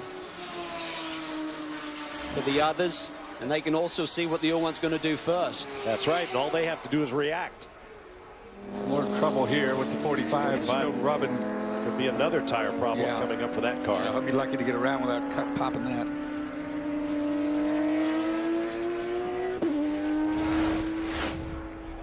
Well, let's watch that battle between the 9 and the 10. This is the braking that Chris was talking about, but no sign of, well, a little bit of time. But not much, not much. Yeah. He rotated that wheel again really quickly. We call him Max the Axe, he's so good on the brakes. He took it in there really deep, but Barbosa, what a response. That is a statement. Just counter-punching without even having to think about it. That's two guys on top of the game. I mean, both of them knew the situation, what they were playing for. Who's going to blink first here? I want to see what happens here. That's going to be interesting. Look at the time, 59 minutes left. If you stay out, you can do it on one more stop, but it'll be a lengthy stop. If you come in now, top up, if you then come in with someone else, you could potentially leapfrog them by only needing a short fill. Yellow splash. This time yesterday, the whole 24 hours lay ahead. You had a lot of time to react and do whatever you thought you needed to do to be ready at the end. Well, now we're at the end, and you've got to make quick and proper decisions. Cleanup continues down at turn 4. Lights still on. Pits are closed. Pits are closed. We're seeing a red light at the pit entrance, so they'll go around again. Stand by for more. Once again, all the cars have to negotiate that debris field. Back live at the Rolex 24 at Daytona with Calvin Fish and Dorsey Schrader. I'm Bob Varsha. Chris Neville and Matt Yoakum are in the pit lane. Time for pit stops if you want them. Here they come. 01 is coming in. We're so close now to making that winner. A little bit of caution. Didn't make it without a splash. Chris. Calvin, I just checked in with my teams, Ganassi, Action Express, and also Wayne Taylor's Velocity Worldwide team. All these teams saying that if we get another caution, they can make it. If we go green, all of them having to come back to pit lane for anywhere from 5 to 10 seconds of fuel. It looks like the 01 and the Action Express guys doing tires, no tires on the 10. Max Angelelli, the first down. Matt? And down in the 60 pit, they finally got the right rear out. AJ is away. They've topped him off with some Sunoco fuel. They went back and forth, guys, about how he was on his tires. And he said, I've just got a four-wheel drift all over. Yeah, and the 9 car, I think, just leapfrogged around the 60 car there, Matt. Great call by the Velocity Worldwide team there, not taking tires. Wasn't a full fill. What we're looking at now, 54 minutes on the board. These guys go about 45. They need 9 minutes of help in terms of this caution being extended or maybe grabbing another one. Let's get down and hear what Wayne Taylor thinks of his team's strategy. Well, Wayne Taylor always looking nervous, definitely looking nervous now. Okay, I checked in with all these teams. It looks like if we stay green, nobody can make it. But how much fuel are you going to need? I think we're all in the same boat. It's going to be tough, you know. I mean, you know, clearly the 01, I mean, he's going to be right behind us. Whether we can hold him off or not, I don't know. I think it is going to come down to fuel at the end. But obviously, what we're going to do is save as much as we can and look after the tires. You know, so we didn't put tires in that time. Everybody else put tires, but we had done the previous stint. So, yeah, these guys are doing a fantastic job, and couldn't be more proud of them. All these drivers are tired. It's starting to warm up. I heard Max call for putting a new water bottle in the car on this stop, and Simon Hodgson, your crew chief, said no. No water now. You got to dig deep. Is he going to be able to make it? We have the Max the Axe here today. He's going to pull this off. Matty?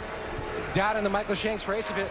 Michael, at this scenario, what numbers are you looking at as far as... If he can save a little bit and that Ford fuel mileage, maybe that'll be enough to be a difference. You can really do that here, Calvin, going into turn 1, because you're coming off of an 18-degree bank. It's on a downhill run. You can just kick the thing up into neutral and coast it on in there, and you don't lose that much time.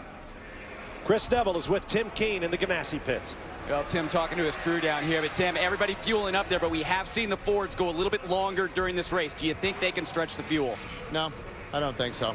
You have to get 5.75 right now.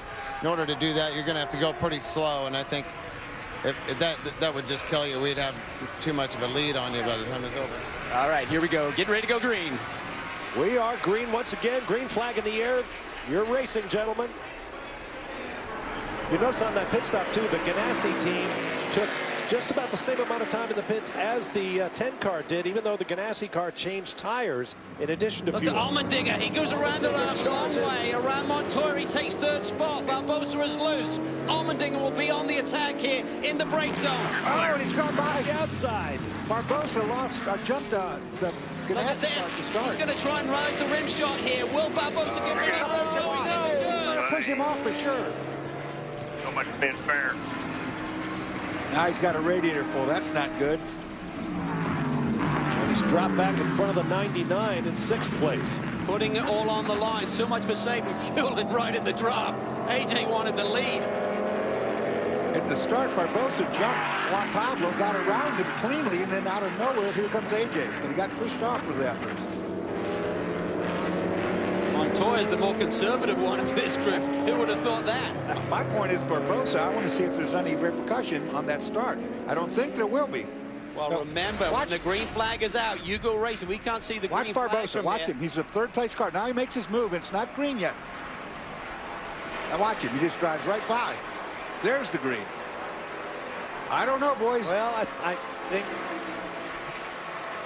the green might have been in the air. Of course, they're relying on their spotters, green, green, green, to tell them when it's out. And this was the Barbosa-Allmendinger incident. Yeah, that was a tough one. AJ just being super aggressive there. You know, at this stage of the game, no one's going to be that clean and give you a full car width there. They may give you 2 wheels on the pavement. You're not going to keep all 4 on that track. And now we get the word the 9 car will stop for a minute for avoidable contact.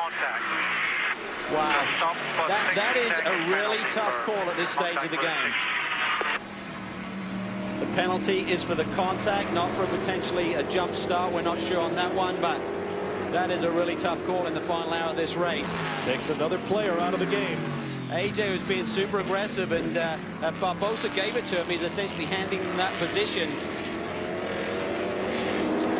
Wow, that's interesting. Now there needs to be caution, or that car's eliminated. Okay. Anthony let that happen smartly. Meanwhile, Max Angelelli continues to draw away from this pair. Juan Pablo Montoya can't wait too long.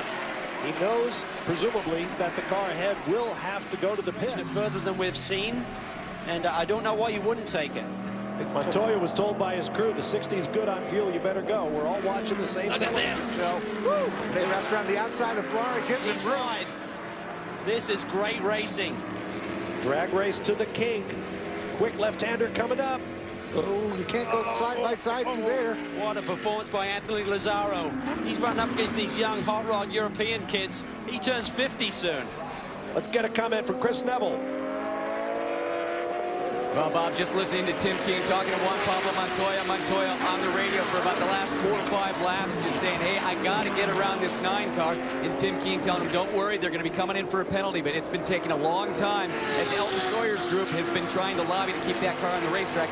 And while all this is happening, Max Angelelli is driving away. Well, that's exactly the point, Chris. Montoya can't wait while they appeal the penalty to the 9, because there goes Max Angelelli. They'll give you a couple of laps. Now you've got to bring him in, otherwise stop scoring, and that's what's happening right now. So Montoya, no one between he and the leader.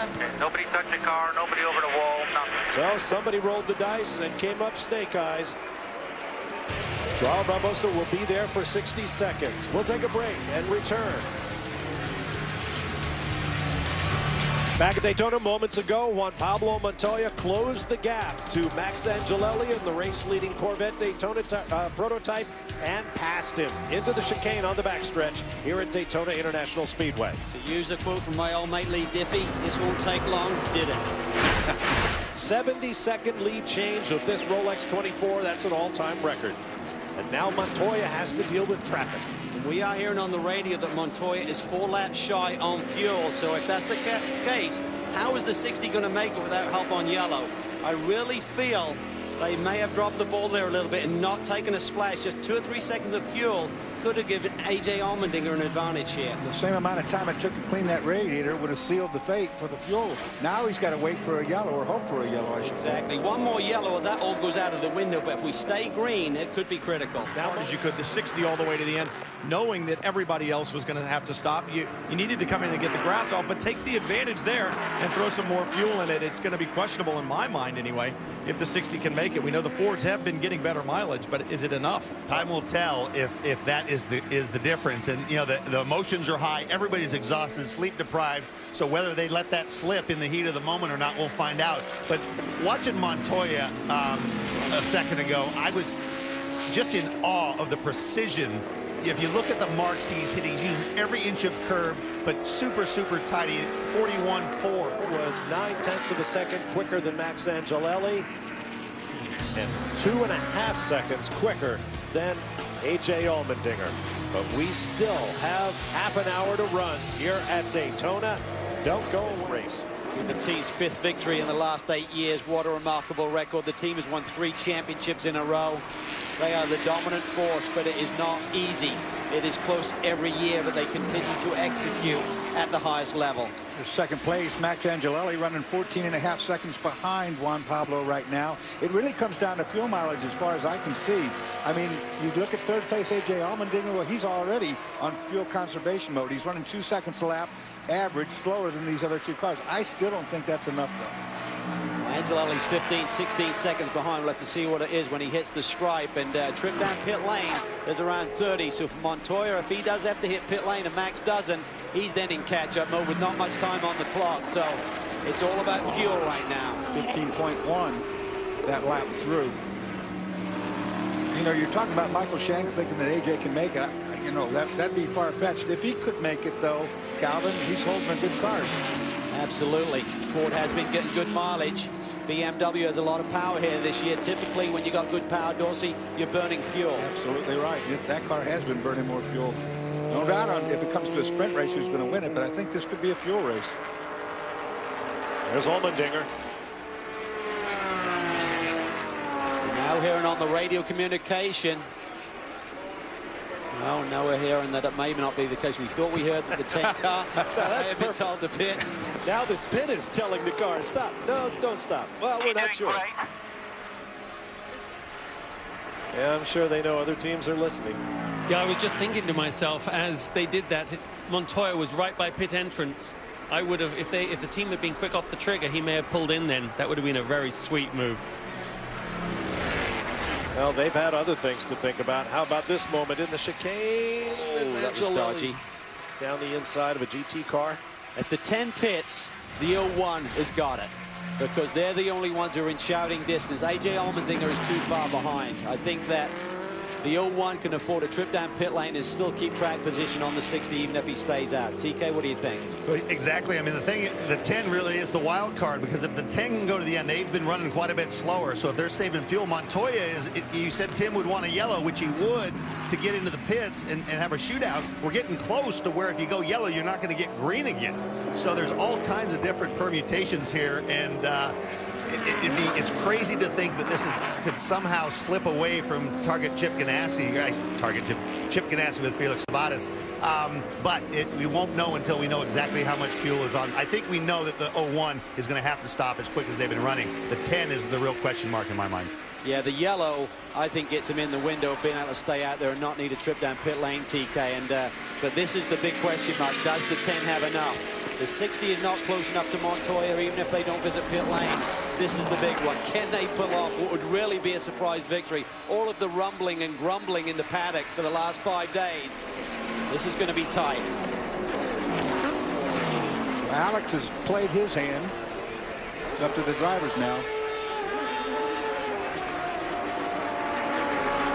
And now the race leader, Juan Pablo Montoya, pits at the Ganassi garage. And that's Trevor Montgomery on the fuel rig there. He's putting in 4, 5, 6 seconds of fuel right now. It's going to be, that was 8 seconds of fuel going into the car, plus the 35 seconds or so down pit road here. So that's about, what, 43 seconds that they're going to give up on the racetrack. And Tim Keen on the radio reminding Juan Pablo Montoya, do not speed down pit lane here. We don't need that violation. The key was, Bob, they didn't cut it too close. Sometimes you see these guys take a splash, there's not enough. It doesn't matter. If the number 10 car doesn't hit pit lane, they're not going to get victory anyway, so make sure you have enough fuel to get to the finish. Good call there. It's up to the 10 now. Can he make it? Have another lead change. And that is the 24 getting out in front of the 13, the 44, and the 52 for the GT lead. That will be it. Wow, what a performance by Albuquerque. He stayed out on worn tires and spread the gap to the rest of this GT field. Now he has it, and he has enough fuel on board. Great performance. But they're all bunched together.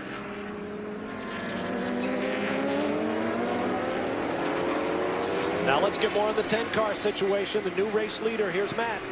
Bob, about 10 minutes ago, Wayne Taylor told me they were going over the calculations, and it was so close. They kept going back and forth. 5.5 minutes left. They just told him he was going to have to hit pit road for a few seconds of Sunoco race fuel. The fueler up on the wall, waiting for the 10 car to hit pit road. Heard Simon call him in. Take this time. Watch the car here. This is the race right here. Max Angelelli ducks it down the pit lane. Gonna put it back in the hands of Montoya for victory. Taking a splash. Watch your pit speed. Question is now, will they be able to maintain second over Allmendinger? That may be tight. 4 minutes, 50 seconds. Can Allmendinger stay out? And if he can't, how important will that pit stop have been to clean the radiators but not take fuel? Good point. It would have been awesome. I don't think they would have won the race by taking the splash when they cleaned the rad, but I think it cost them second place potentially here today. Okay, we're good for the end of the race. Watch the pit speed. That is our record extending 74th lead change. In GT, right in front of you. Here comes our overall leader, Montoya.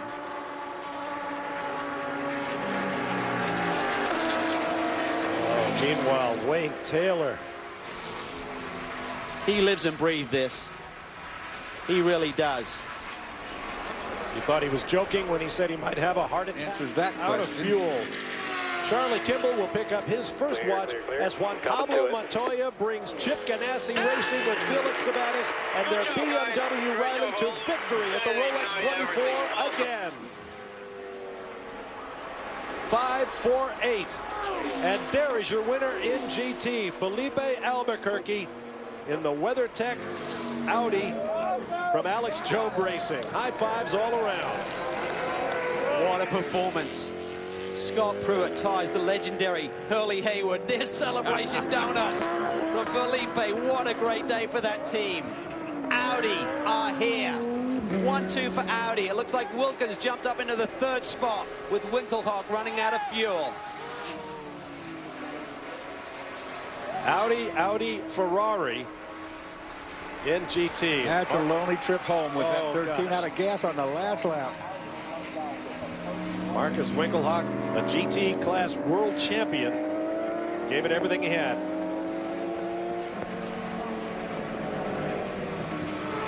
And there's your winner in GX. The Napleton Porsche Cayman in the hands of David Donahue, who has driven a long time to end this race. Will pick up the first victory in the new class. Not a mark on that car, front to rear, side to side. These guys have done their job. And that came off the Napleton showroom floor. What a performance by David Donahue and that whole group. David was pulling double duty here this weekend at DP as well. Great job.